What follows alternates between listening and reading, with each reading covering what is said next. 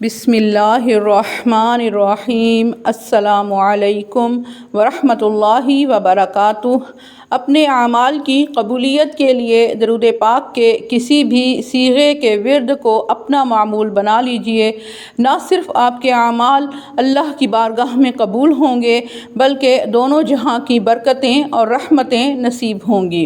اللہم صلی علی سیدنا و مولانا محمد معدن الجود والکرم وآلہ وبارک وسلم۔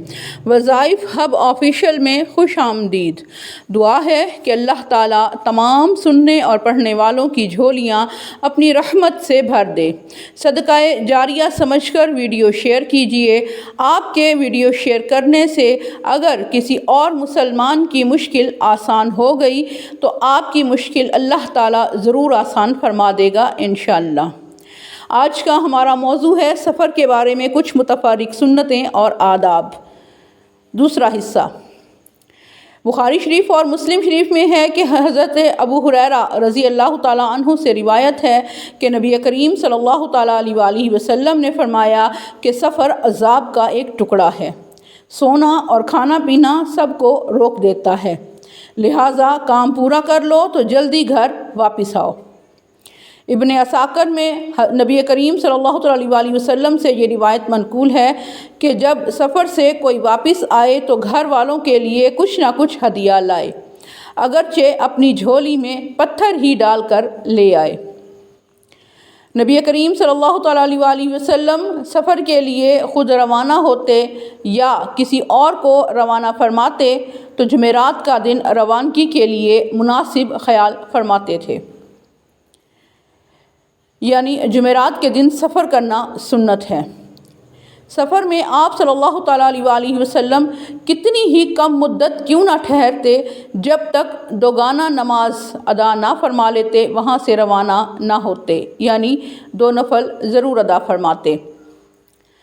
نبی کریم صلی اللہ تعالیٰ علیہ وآلہ وسلم جب گھر میں داخل ہوتے یا سفر میں کہیں منزل پر پڑاؤ کرتے تو جب تک دوگانہ نماز یعنی 2 نفل ادا نہ کر لیتے تب تک وہاں سے روانہ نہیں ہوتے تھے۔ رات کے ابتدائی حصے میں اگر کسی جگہ قیام فرماتے تو سیدھے ہاتھ کی سیدھی ہتھیلی پر سیدھا رخسار رکھ کر سیدھی کروٹ پر ہی آرام فرمایا کرتے۔ اگر پچھلی رات کسی جگہ قیام فرماتے تو سیدھے ہاتھ کی مبارک ہاتھ کو کوہنی کے بل کھڑا کر کے اس کی ہتھیلی پر اپنا سر مبارک رکھ کر آرام فرمایا کرتے۔ جب کسی کو سفر پر رخصت فرماتے تو اس سے دعا کا مطالبہ فرماتے اور ارشاد فرماتے کہ ہمیں اپنی دعا میں مت بھولنا۔ یہ امت کی تعلیم کے لیے تھا کہ مسافر کی دعا قبول ہوتی ہے۔ سفر میں آپ صلی اللہ علیہ وآلہ وسلم اپنے ساتھیوں کے ساتھ ہوتے اور کوئی کام سب کو کرنا ہوتا، مثلاً کھانا وغیرہ پکانا، تو آپ صلی اللہ تعالیٰ علیہ وآلہ وسلم کام کاج میں ضرور حصہ لیتے۔ مثلاً ایک پڑاؤ پر سب صحابہ کرام نے کھانا پکانے کا ارادہ کیا تو ہر ایک نے ایک ایک کام اپنے ذمے لے لیا، تو سرکار مدینہ صلی اللہ تعالیٰ علیہ وآلہ وسلم نے لکڑیاں چن کر لانے کا کام اپنے ذمہ لیا۔ سفر سے واپسی پر سنت مبارکہ تھی کہ فوراً گھر تشریف نہیں لے جاتے تھے بلکہ پہلے مسجد میں جا کر 2 رکعت نفل ادا کرتے اور پھر گھر تشریف لے جاتے۔ کم از کم 57 میل یعنی 3 فرلانگ کا سفر کرنے والا شرعاً مسافر کہلاتا ہے۔ جہاں سفر کر کے پہنچیں اور وہاں 15 یا زیادہ دن قیام کی نیت ہو تو اب مسافر نہیں رہے بلکہ مقیم ہو گئے، یعنی اب وہیں پر رہنے والے بن گئے۔ ایسی صورت میں نماز قصر نہیں کریں گے۔ جب 15 دن سے کم رہنے کی نیت ہو تو اب نمازوں میں قصر کریں گے، یعنی ظہر، عصر اور عشاء کی فرض رکعتوں میں قصر کریں گے۔ 4 فرضوں کی جگہ 2 فرض ادا کریں گے۔ فجر اور مغرب میں قصر نہیں ہے۔ باقی تمام سنتیں، وتر، نوافل وغیرہ بس پوری طرح ادا ہوں گے۔ جب سفر پر جانے لگیں تو اس طرح رخصت ہوں کہ جیسے دنیا سے رخصت ہوتے ہیں۔ جہاد کے علاوہ کسی اور کام مثلاً حج یا عمرہ یا تجارت کے لیے سفر کرنا چاہیں تو والدین سے اجازت لے لیں۔ حج اگر فرض ہو چکا تو والدین کی اجازت نہ بھی ہو تب بھی جانا ہوگا۔ یہ بات غلط مشہور ہے کہ جب والدین نے حج نہیں کیا تو اولاد بھی حج نہیں کر سکتی۔ علم دین سیکھنے کے لیے بغیر اجازت والدین کے سفر کر سکتے ہیں۔ اس کو والدین کی نافرمانی نہیں کہا جائے گا۔ یہ عالمگیری میں فتویٰ موجود ہے۔ کوئی مسلمان بہن اپنے شوہر یا قابل اطمینان محرم کہ جس کے ساتھ ہمیشہ کے لیے نکاح حرام ہو اس کے بغیر ہرگز سفر نہ کریں، ورنہ جب تک لوٹ کر نہیں آئے گی قدم قدم پر گناہ لکھا جائے گا۔ اور یہ حکم صرف سفر حج کے لیے نہیں ہے، ہر سفر کے لیے ہے۔ اکیلے سفر کرنا منع ہے، بلکہ ساتھ ہی کوئی نہ کوئی نیک ساتھی بھی ہونا چاہیے۔ حدیث پاک میں ہے کہ جب 3 لوگ سفر پر جائیں تو ان میں سے ایک کو اپنا امیر بنائیں کہ اس سے کاموں میں انتظام رہتا ہے۔ جس کو اپنا بڑا بنائیں وہ خوش اخلاق ہونا چاہیے اور اسے اپنے دوسرے ساتھیوں کی خدمت بھی کرنی ہے اور ان کا خیال بھی رکھنا ہے۔ سفر پر جاتے وقت اپنے دوستوں اور اپنے عزیزوں سے اپنے قصور معاف کروائیں۔ جن سے معافی طلب کی جائے ان پر بھی لازم ہے کہ دل سے معاف کر دیں۔ حدیث پاک میں ہے انوار البشارہ میں کہ جس کے پاس اس کا بھائی معذرت لائے واجب ہے کہ وہ قبول کر لے یعنی معاف کر دے، ورنہ حوض کوثر پر جانا نصیب نہیں ہوگا۔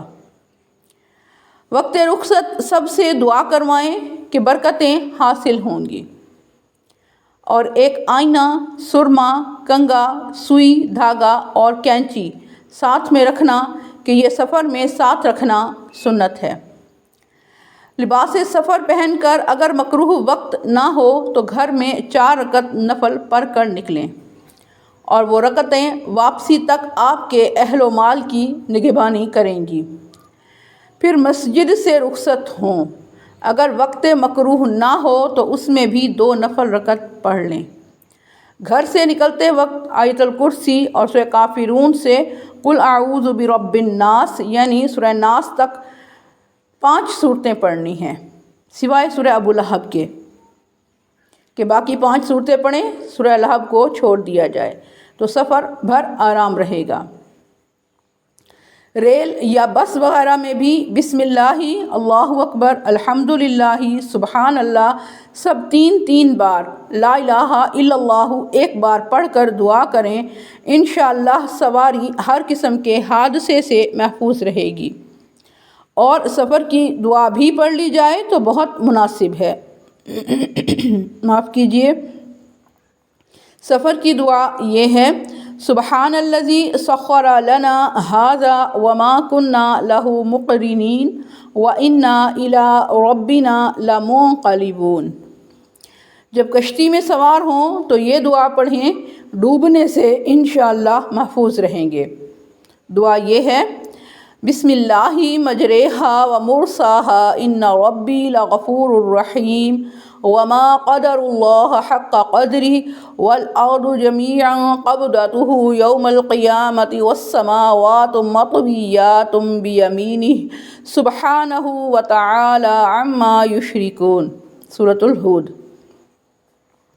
جب کسی منزل پر اتریں تو 2 نفل پڑھیں کہ یہ سنت ہے، اور جب کسی بھی منزل پر اتریں وقتاً فوقتاً یہ دعا پڑھیں، انشاءاللہ نقصان سے محفوظ رہیں گے۔ اور دعا یہ ہے: اعوذ بکلمات اللہ التامات من شر ما خلق۔ منزل پر منتشر نہ ہو کر اتریں بلکہ مل جل کر رہیں۔ جب دشمن کا خوف ہو تو سورہ قریش پڑھیں، انشاءاللہ ہر بلا سے امان ملے گی۔ یا صمد 134 بار روزانہ پڑھ لیں، سفر کے دوران بھوک پیاس سے امن رہے گا۔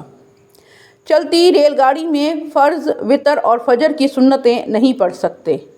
جب ریل گاڑی بالکل ٹھہر جائے تو پڑھ لیں، خواہ نیچے اتر کر پڑھیں۔ ریل گاڑی بالکل ٹھہر گئی ہو اور گاڑی میں ہی نماز شروع کر دی، سلام پھیرنے سے قبل ہی ہلکا سا جھٹکا بھی اگر گاڑی نے کھایا تو نماز نہیں ہوگی۔ ریل گاڑی رکتی ہی نہیں ہے تو آپ چلتی گاڑی میں ہی یہ نمازیں پڑھیں اور بعد میں ان کا اعادہ کر لیں، یعنی دوبارہ یہ نمازیں ادا کریں۔ باقی سنتیں اور نوافل چلتی ریل گاڑی میں پڑھ سکتے ہیں۔ ہوائی جہاز کا حکم اس سے بالکل مختلف ہے۔ فرض، وتر، سنتیں اور نوافل وغیرہ تمام نمازیں دوران پرواز پڑھ سکتے ہیں، اس کو اعادہ کرنے کی بھی ضرورت نہیں ہے۔ کشتی میں جب کہ اتر کر خشکی میں نماز پڑھنا ممکن نہیں تو ساری نمازیں اسی میں ادا کریں، دوبارہ اعادہ کرنے کی یعنی لوٹانے کی بھی ضرورت نہیں ہے۔ ہوائی جہاز، ریل گاڑی میں لوگ نشست پر ہی جدھر مرضی منہ کر کے بیٹھ کر نماز پڑھ لیتے ہیں، یہ صحیح نہیں ہے۔ قبلہ کی معلومات کر کے حسب معمول کھڑے کھڑے نماز ادا کریں کہ یہ ضروری ہے۔ دوران سفر ذکر یا درود کی کثرت کریں، فرشتہ ساتھ رہے گا۔ فضول باتیں یا گانے باجے کا سلسلہ رہا تو شیطان ساتھ رہے گا۔ سفر میں اپنے لیے اور اپنے تمام دوسرے بہنوں اور بھائیوں کے لیے دعا سے غافل نہ رہیں کہ مسافر کی دعا قبول ہوتی ہے۔ جب کسی مشکل میں مدد کی ضرورت پڑے تو حدیث پاک میں ہے کہ اس طرح سے پکاریں، اعینونی یا عباد اللہ، یعنی اللہ کے بندو میری مدد کرو۔ حسن حسین میں یہ روایت موجود ہے۔ سفر کی سنتیں اور آداب۔ اللہم صلی علی سیدنا و مولانا محمد معدن الجود والکرم و آلہ و بارک وسلم۔